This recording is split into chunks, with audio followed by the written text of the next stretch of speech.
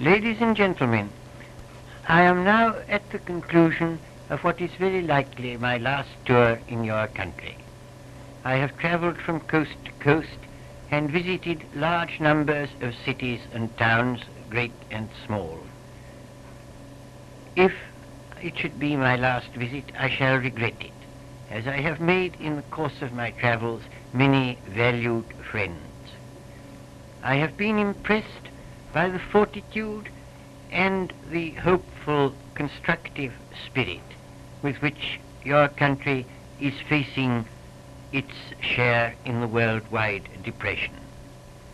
Bad as things may be with you, they are not so bad as they are in my own country, not so bad as they are in Germany.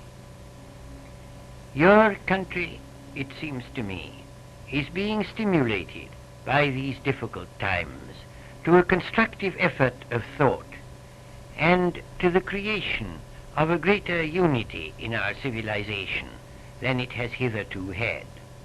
I believe that it is by that road that our civilization must travel if we are not to have a repetition, perhaps in an even aggravated form, of the troubles from which the world is suffering at the present time.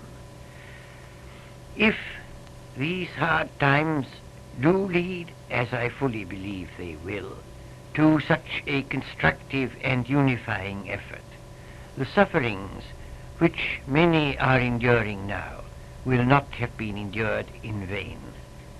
There will emerge, as I hope and as I believe, a world with greater security, with greater hope, a world in which men will profit by the inventions of science, and not, as too often happens now, suffer through what ought to be a means of human happiness. If this should occur, then I think we may hope that future generations will enjoy the fruits of our thought and our effort. It is this hope, above all, that should buoy us up in the difficult period through which we are passing. Mr.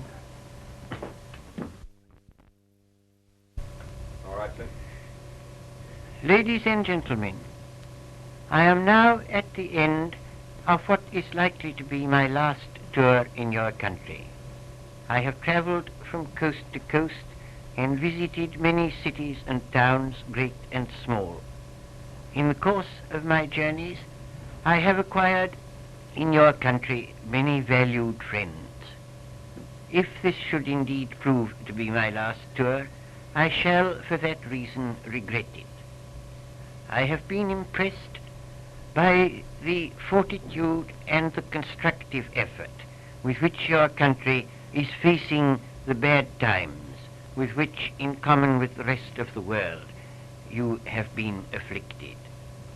Times, it is true, are not quite so bad in America as they are in my own country, not quite so bad as in Germany. But they are bad enough to call for considerable heroism in the endurance of altered circumstances on the part of many. I see in these difficult times in your country an effort to think constructively, an effort to create some kind of organization throughout the world, out of which shall come a system capable of preventing a repetition, perhaps on an even larger scale, of the troubles from which we are suffering at this time. If that should occur, if indeed constructive thought and patient effort should unify the life of the world, then the troubles that we are enduring will not have been endured in vain. I believe and I hope that this will be the case. I believe and I hope that mankind face a happier future, that the inventions which we owe to science will become at no distant date a source of that general happiness which they ought to bestow, and which at present they too frequently do not. It is in this hope that I leave your country to return to my own, whose problems are even more difficult than those that confront you. I believe and I hope that mankind will be happier in the future than they have been in the past. And on the road to this happiness, it is your country above all that must take the lead.